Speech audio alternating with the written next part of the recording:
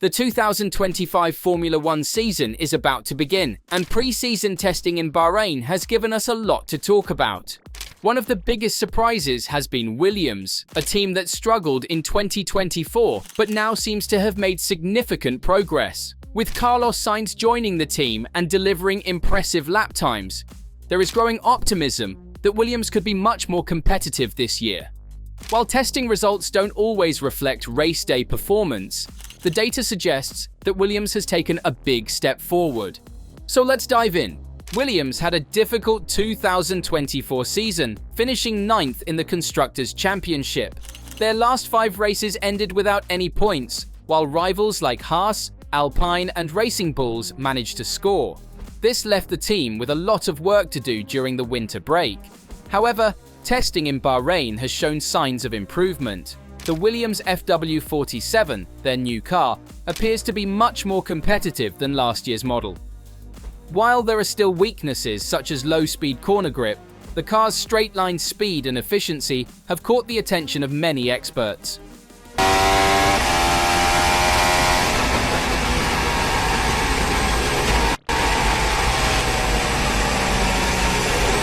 Carlos Sainz has been one of the standout drivers in testing. He set the fastest lap of pre-season with a time of 1 minute 29.438 seconds. It's important to note that top teams like Red Bull, Ferrari, and Mercedes did not push for outright speed, meaning they could have gone faster if they wanted. However, Sainz's time still shows that the FW47 has strong one-lap pace. His teammate, Alexander Albon, also delivered strong performances, confirming that Williams has made real progress. A closer look at the data reveals some interesting details about the FW47's performance. What makes Sainz's test even more impressive is how he managed to maintain his speed while adapting to varying conditions. During the session, light rain fell over the Bahrain International Circuit, and track temperatures dropped to 16.9 degrees Celsius. Many drivers struggled for grip in these conditions. Lewis Hamilton, Charles Leclerc, and young driver Isaac Hadjar all had difficulty maintaining control. Sainz, however, remained in control, improved his lap times, and showed that the FW47 can handle changing track conditions better than expected. Even when he had a brief spin at turn 1, he quickly recovered, regained his rhythm, and went even faster on his next runs.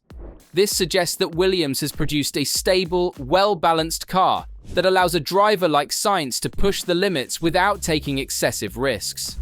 Williams has been trying to climb out of the back of the grid for years, but this season feels different. Team principal James Vowles has described the FW47 as an evolution of last year's car, but internally, the team believes this is one of the biggest performance improvements they have made in years. Several key changes have helped Williams take a big step forward.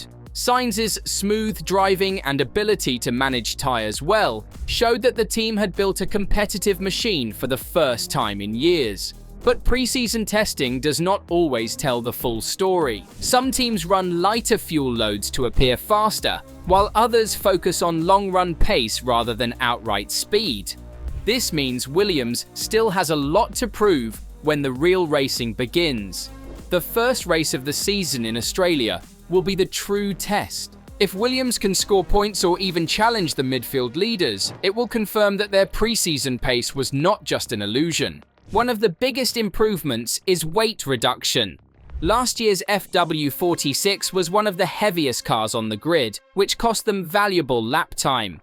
Williams has worked hard to get the FW47 as close as possible to the minimum weight limit. This improves both straight-line speed and tyre wear. A lighter car puts less strain on the tyres, allowing for more consistent performance throughout a race. Tyre management has also been a major focus. In past seasons, Williams struggled with excessive tyre degradation, which forced them to use conservative race strategies.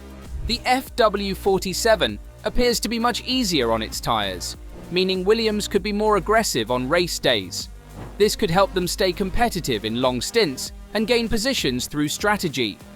Aerodynamic efficiency is another area where Williams has improved. In previous years, the team struggled with high-speed cornering and drag levels. The FW47's new aerodynamic package provides better stability in both slow and fast corners, making it more competitive on different types of tracks.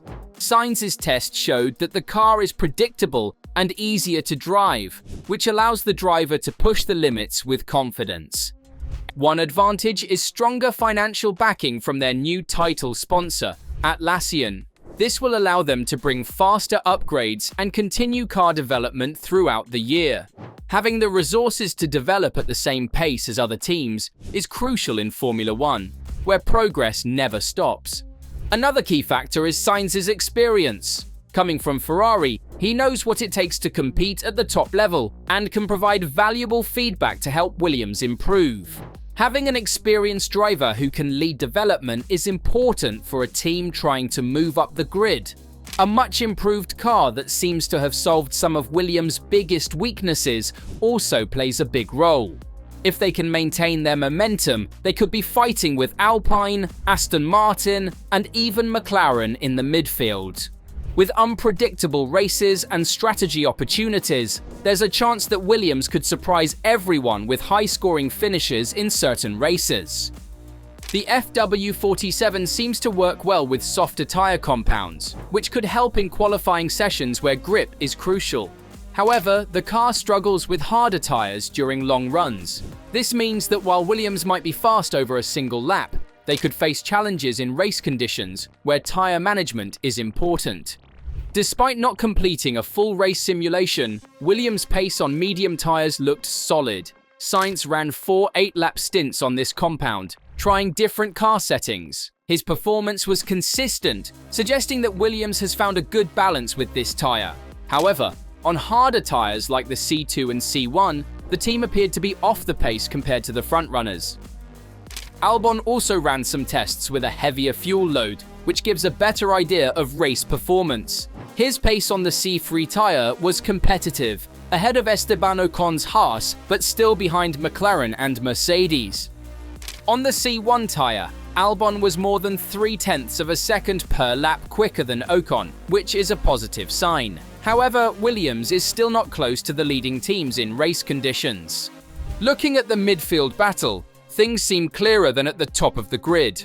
While Red Bull, Ferrari, Mercedes, and McLaren are expected to fight for race wins, the midfield has its own interesting competition. Williams appears to be slightly ahead of Alpine and Racing Bulls, while Aston Martin, Sauber, and Haas seem to be a step behind. In fact, Williams and Alpine were the only two teams that managed to improve their lap times compared to last year's Bahrain qualifying session. This improvement is a great sign for Williams, who hope to establish themselves as the 5th best team on the grid. If they can maintain this performance throughout the season, they could regularly fight for points and possibly even challenge for podium finishes in chaotic races. Having a driver like Sainz, who has experience with top teams like Ferrari, could be a major advantage. His knowledge and feedback could help Williams continue to develop their car throughout the season. Of course, pre-season testing is just a small preview of what's to come. Many factors will determine how competitive Williams actually is once the racing starts. Track conditions, race strategies, and in-season car upgrades will all play a role. Also, other teams will also improve their performance as they gather more data from real race weekends. The midfield battle is expected to be extremely close this year.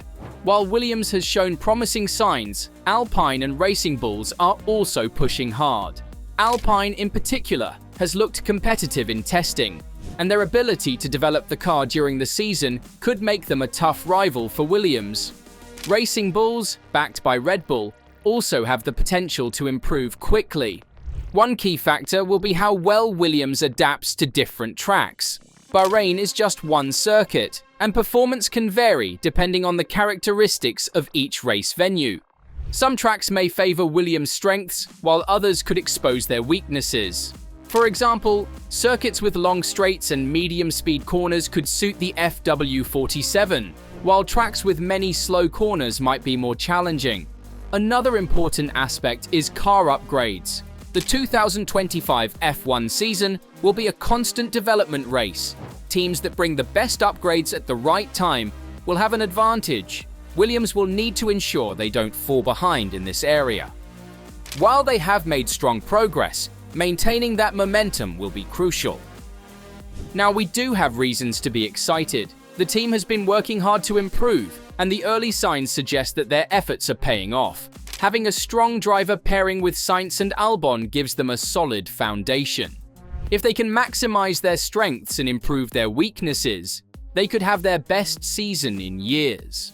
The fight for points will be intense, and every race will be an opportunity for Williams to prove themselves. Their progress in Bahrain testing has given them confidence, but the real test begins in Australia. The first race will provide a clearer picture of where they stand against their rivals, while most attention will be on the title battle between Red Bull, Ferrari, Mercedes, and McLaren. The midfield battle promises to be just as exciting. Williams has put themselves in a strong position, but now they need to deliver when it matters most. The development race will be key, and teams cannot afford to slow down. Sainz's impressive test has also created a new challenge within the team: the battle between him and Alex Albon. Until now, Albon has been the clear leader at Williams, consistently outperforming his teammates. But Sainz's immediate impact could change that. By topping the testing timesheets, he has shown that he can extract maximum performance from the FW47. Williams may start relying more on Sainz's technical feedback for car development. This could lead to an interesting dynamic between the two drivers. If Sainz continues to outperform Albon in the early races, the team might prioritize his feedback when making upgrades. On the other hand, if Albon fights back and proves he is still the team's #1 driver, Williams could face a tough decision on who to back as their lead driver. The battle between Sainz and Albon could define Williams' season. If both drivers push each other, the team will benefit from faster development and better results. But if Sainz consistently outperforms Albon, the team may have to decide who to prioritize. In Formula 1, internal team rivalries can sometimes be as intense as battles with other teams. If Albon struggles to match Sainz's pace, he could find himself in a secondary role. For Williams to succeed, they need to maximize every race weekend. In modern F1, the gap between finishing in the top 5 and missing out on points can be less than a second. That means smart strategies, quick pit stops, and making the right calls during races will be essential. If Williams executes well, they can regularly fight for points, but small mistakes can push them back down the order. Another challenge will be keeping up with the rapid development of rival teams.